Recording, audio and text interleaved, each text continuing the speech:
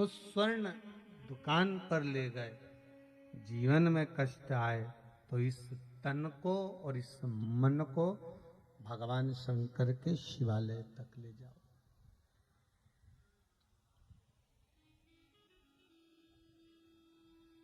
भगवान शिव के दरवाजे तक ले जाओ।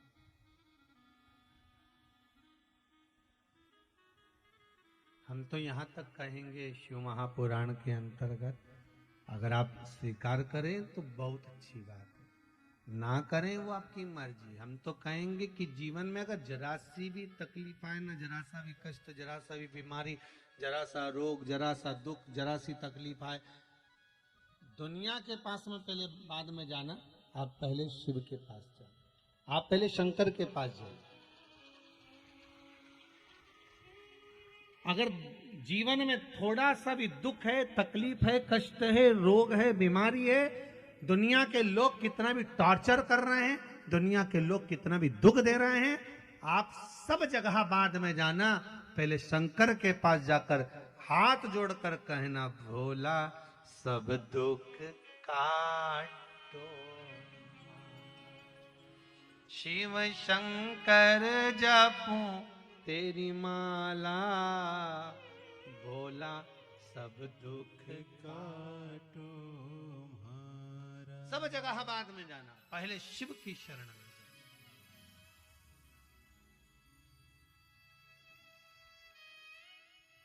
पर हमारी आदत भी तो बुरी है ना, इस आदत का क्या करोगे?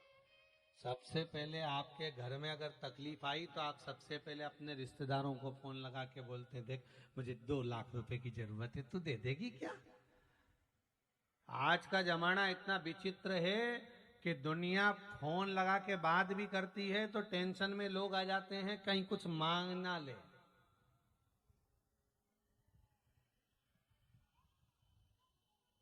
कहीं कुछ मांग ना ले, टेंशन में। वो तो कहीं कहीं का होता है अनभिज्ञ सा, जिसको टेंशन नहीं, जैसे होता है 2 व्यक्ति बात कर रहे थे, आपस में थोड़ा सा विवाद करने लगे, एक बोला पृथ्वी गोल है, एक बोला पृथ्वी चपटी है। अब वो दोनों लड़ रहे थे, वो बोला कि गोल है पृथ्वी, दूसरा बोला चपटी है।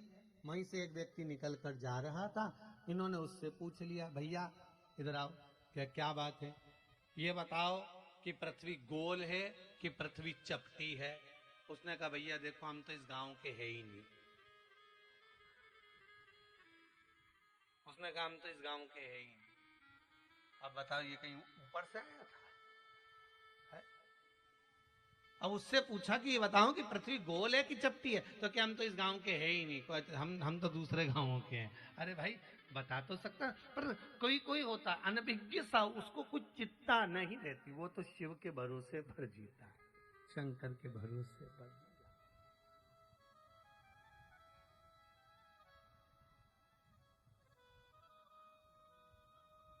शिव के भरोसे पर जो है महाराज, उसको जीवन में कभी दुख, जीवन में कभी तकलीफ, जीवन में कभी कष्ट नहीं आ सकता, जो शिव के भरोसे पर।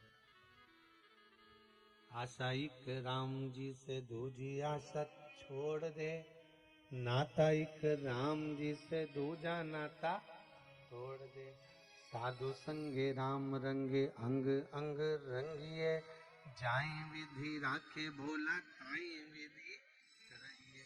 जहां जैसा मेरा भगवान रखे, राम रखे, मेरा श्याम रखे, मेरा कृष्ण रखे, मेरा शंभु रखे, उस भाव में हमें रहना है, उस भाव में हमको रहना सीखना है। और जिस दिन हम शिव के भरोसे पर हो गए, जिस दिन हम शंकर के भरोसे पर हो गए, जिस दिन हम शंकर के अनुकूल हो गए, शंकर के भाव में जीना चालू कर दिया, उस दिन हमारा जीवन सार्थक हो गया। आया एक पत्र में, देखो,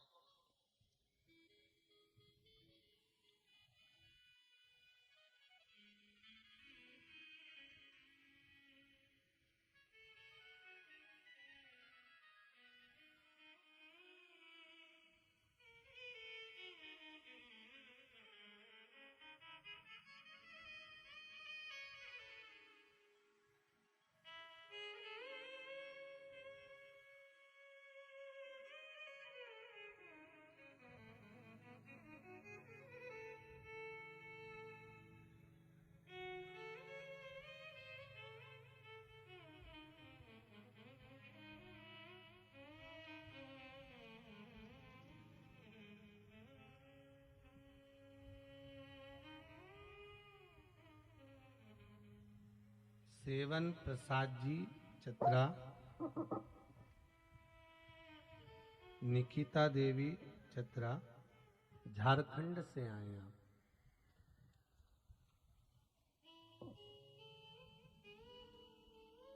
बैठे। निकिता देवी जी चतरा, माइक दो जरा, माइक पहुंचाइए।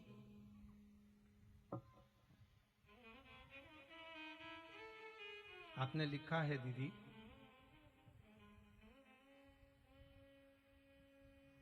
पति को किडनी की बीमारी है, उनकी तबीयत बहुत खराब रहती थी, परंतु जब से हम सब परिवार, नमः शिवाय, श्री शिवाय, श्री शिवाय नमस्तुभ्यम। दीदी कहाँ से आए आप? चतरा से। चतरा। रोइए नहीं, बाबा ने अगर कृपा कर कर आपको यहाँ बुलाया है ना, तो बाबा की ही कृपा मानिएगा। हम तो कहते हैं अगर नसीब है पंडित जी, जो आप काम कथा श्रवण कर रहे हैं पंडित जी, आपने इसमें लिखा है कि किडनी का प्रॉब्लम था और ज्यादा था, अभी की स्थिति कैसी है उनकी? ठीक है पंडित जी, पहले से आराम है उनको? ठीक है। ठीक है, बाबा की बस यही कृपा बनी रहे। हम तो बाबा से ये विनती करेंगे कि बाबा और जल्दी से जल्दी उनको ठीक करे और शीघ्र अति शीघ्र स्वस्थ हों, बाबा से यही निवेदन। श्री शिवाय नमस्तुभ्यम। बैठो बैठो बैठो बैठो, विराजिए विराजिए। श्री शिवाय नमस्तुभ्यम। बाबा ने अगर कृपा करी है, हमने कहा था ना आपको कि शेर घाटी वालों पर भगवान की बड़ी कृपा हुई है। अगर बाबा ने करुणा करी है ना और यहाँ बुलाया है, तो शायद शेर घाटी के ही नहीं, पूरे बिहार क्षेत्र के सभी जीवों के उद्धार के लिए बाबा ने शिव महापुराण की कथा रखी। कहीं शिव की कृपा, करुणा शिव करे। आपका भाव अगर निर्मल है और भगवान अगर कृपा करा हुआ है और उसने करुणा करी है, तो वो किसी भी रूप में आकर फल प्रदान करेगा। फिर कहेंगे सोना दुकान लेकर जाओ कष्ट के समय पर, वो अलग बात है, पर इस तन को, इस मन को शिव तक लेकर जाना, भगवान शंकर के दरवाजे लेकर जाना, भगवान शिव से विनय करने लेकर जाना, उनसे विनती कर।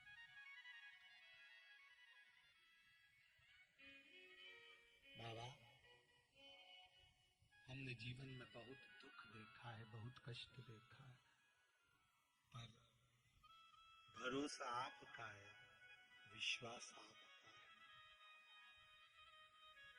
और विश्वास और भरोसा यदि आपका है तो मुझे उम्मीद है डूबने नहीं दोगे।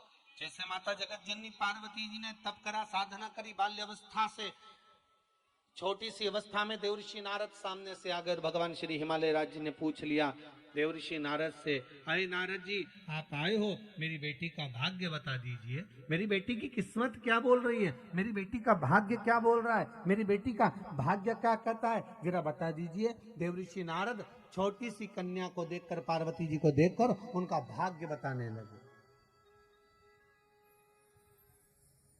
छोटी सी कन्या को, छोटी सी कन्या का स्वरूप देखकर, छोटी सी कन्या का रूप देखकर देवऋषि नारद उनका भाग्य बता रहे हैं, उनके भाग्य का निर्माण कर रहे हैं, उनके भाग्य का वर्णन कर रहे हैं कि आपकी जो बेटी है, आपकी जो पुत्री है, उसका स्वरूप ये होगा, उसका आने वाला समय ऐसा होगा, उसके आने वाले समय का क्रम यह होगा।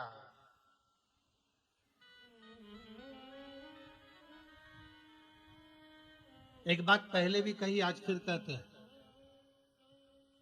कमला कमला कमला, ढेर सारी कमला होगी पूरे शेर घाटी में, और शेर घाटी में क्या पूरे भारत में देखिए आप। बिमला बिमला बिमला, ढेर सारी बिमला होगी। रामकली रामकली, ढेर सारी रामकली होगी। भेरू भेरू, ढेर सारा भेरू होगा। बोलो है कि नहीं सही बात? राम राम, ढेर सारे राम। अब मालूम पड़े किसी ने अपना नाम धीरज सिंह रख दिया तो धीरज धीरज, ढेर सारे धीरज होंगे।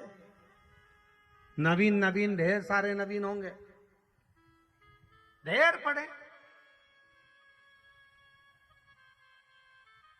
अब तुम सुबह से उठी और सुबह से उठकर तुमने सबसे पहले अखबार खोला और अखबार खोलकर सबसे पहले उसमें राशि पढ़ी, और राशि पढ़ी तो क्या देखा, आज मेरी राशि में लिखा है कि मुझे आज ये मिलेगा। अब एक जैसी राशि तो ढेर सारी, बोलो सही है कि गलत है? ना जाने कितनों की राशि एक जैसी होगी, कितनों का नाम एक जैसा होगा, पर विचार करिए किसी को तो सुख मिला, किसी को दुख मिला।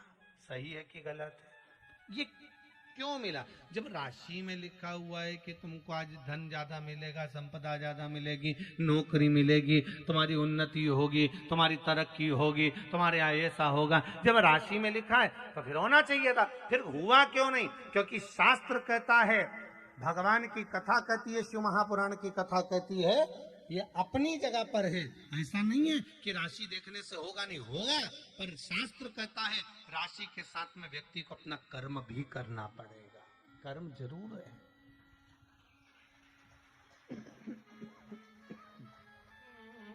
व्यक्ति को कर्म भी करना पड़ेगा।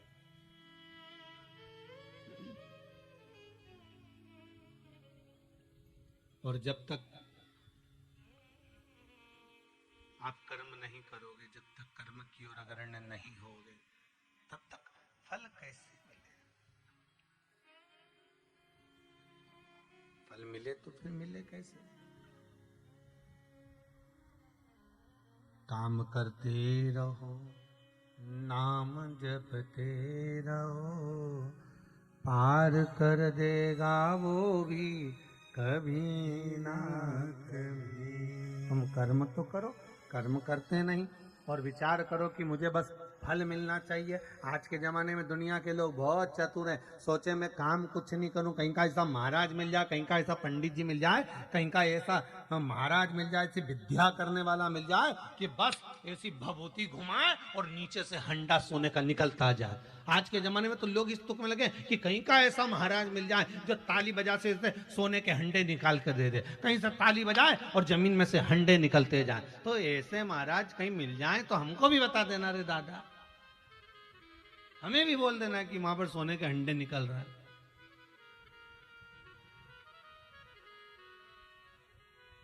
और निकलते होते तो पहले महाराज नहीं निकाल लेते?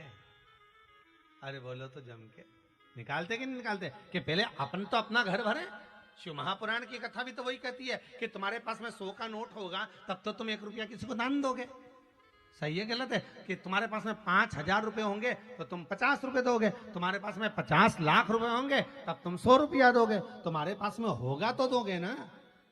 शिव महापुराण की कथा भी तो ये कहती है कि तुम्हारे पास होगा तो तुम किसी को दोगे कुछ।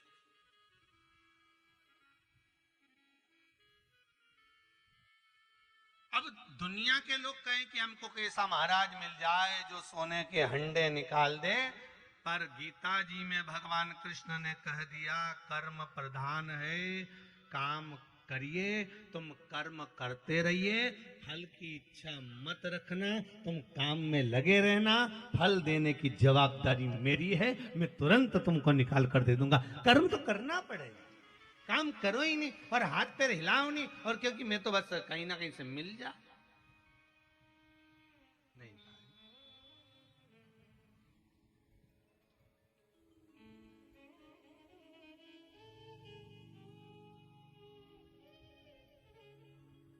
कर्म करना पड़ेगा, बिना बिना कर्म के नहीं हो सकता। आप करो।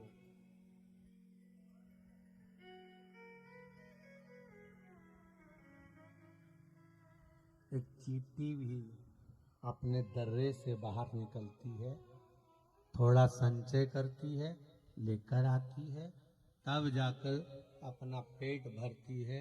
भगवान कृपा करता है और उस चींटी से कहता है कि तो दर्रे से निकल कर इधर जाना, यहाँ जाएगी, तेरे को कुछ मिलेगा, तू लेकर आना, पाना। भगवान चींटी से भी करा है कि थोड़ा थोड़ा कर्म करते हुए चलोगे तो जीवन की सार्थकता बनती चली जाएगी, थोड़ा थोड़ा कर्म करते हुए चलोगे तो जीवन का आनंद प्राप्त होता चले जाएगा। हम कर्म ना करें और विचार कर कर बैठ जाए कि भगवान हमको देगा, भगवान की जवाबदारी है, उसको तो देना है, पर भगवान कहते हैं कि कर्म कर कर आगे बढ़ेगा तो थोड़ा ज्यादा प्राप्त हो जाएगा। कर्म कर कर आगे बढ़ेगा तो थोड़ा अधिकता में प्राप्त हो जाएगा। भगवान देगा, देने में कोई कमी नहीं उसकी। माता पार्वती जी का भाग्य देवऋषि नारद बता रहे हैं।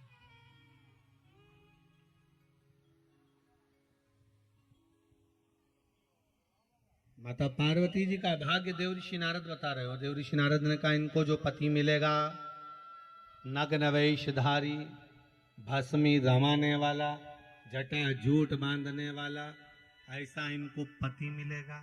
पार्वती जी की माता मैनावती की आंख में जल भर गया, रोने लगी कि मेरी बेटी का भाग्य ऐसा है कि इसको जो पति मिलेगा ऐसा मिलेगा, तो इससे तो अच्छा मैं बेटी का विवाह ही नहीं करूंगी।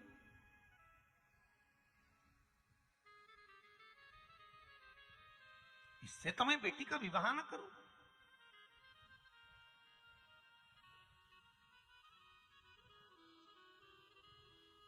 अब एक परिवार में एक लड़की को अगर दुख है, बड़ी दुखी है वो बेचारी ससुराल में, तो उसको अगर किसी ने देख लिया तो क्या दूसरी बेटी का विवाह नहीं करोगे? अरे बोलो तो जम के, नहीं करोगे क्या? करोगे तो सही ना भाई, हो सकता है उसका भाग्य अलग हो।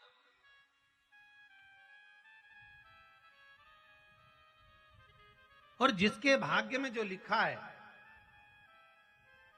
वो तो होना ही है महाराज। जन्म, मरण और परण।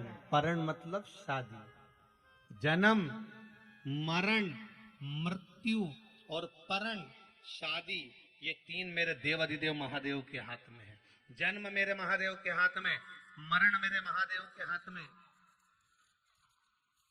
और परण मेरे महादेव के हाथ में।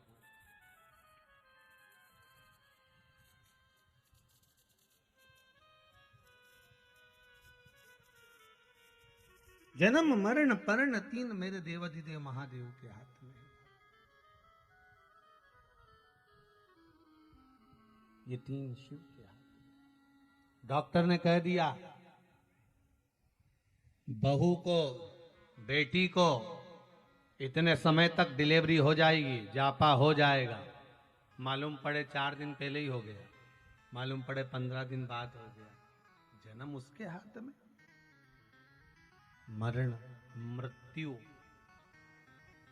लोगों ने देखकर कहा था इस तो खूब जिएगा, इसकी तो खूब उम्र है, खूब बढ़िया पत्रिका, क्या जोरदार इसके हाथ की रेखा, ये तो खूब जिएगा। अब मालूम पड़े बीच में कोरोना हो गया और निपट गया। अब पत्रिका क्या क्या करोगे? अब वो हस्तरेखा क्या क्या करोगे? मर मृत्यु लिखा, मरण, ये मरेगा। डॉक्टर ने कह दिया इसकी अंतिम सांसें चल रही है, इसके प्राण छूटने वाले हैं। डॉक्टर ने कह दिया इसको घर ले जाओ, अब इसका अंतिम समय है, अंतिम श्वासें हैं। मालूम पड़े और घर ले गए। डॉक्टर ने तो कहा था 2-4 दिन में ये निपट जाएगी, मर जाएगा। मालूम पड़े घर ले गए, 2 महीने हो गए। जब जब बीमार पड़ती नीचे गोबर लीप के तुरंत अम्मा को नीचे सुला देते और गीता जी का पाठ सुना देते, अम्मा वापिस जिंदा हो जाती, वापिस जिंदा, वापिस पलंग पे सुला हो।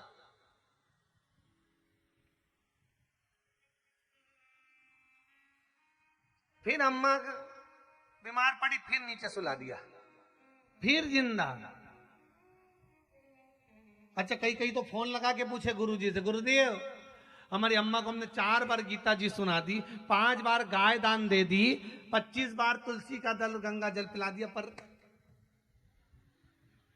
नहीं जा रही।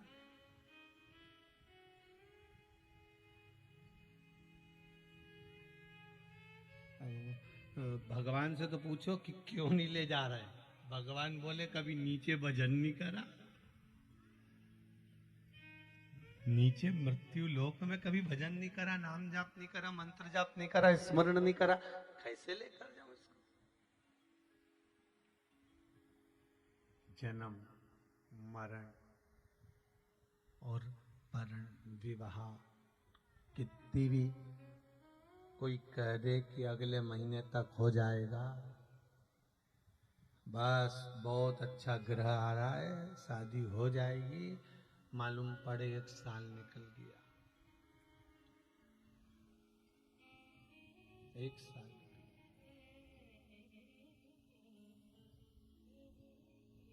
जन्म मरण परण। किसी ने कहा था 12 महीने बाद होगी, मालूम पड़े 15 दिन में ही पक्की हो गई। जन्म मरण परण 3 शिव के हाथ। शंकर ने किसी को नहीं दिया ये, किसी को भी। इसलिए आज भी ब्राह्मण कहते हैं अगर किसी का एक्सीडेंट हो जाए, कोई बीमार पड़ गया, बहुत बेकार हालत हो गई, वेंटिलेटर पर डाल दिया गया, तो पंडित जी क्या कहेंगे कि महामृत्युंजय का जाप करवा, क्योंकि ब्राह्मण को मालूम है कि अगर जन्म मरण और परण शिव के हाथ में है तो मृत्यु शंकर के हाथ में है। अगर महामृत्युंजय का जाप प्रारंभ करवा दिया तो ये पक्का है कि वो प्राण कुछ देर के लिए रोक सकता है। वो महामृत्युंजय के मंत्र में वो बल है, इसलिए ब्राह्मण कहते हैं महामृत्युंजय का जाप करें, इसका अनुष्ठान कर लीजिए, जप कर लीजिए।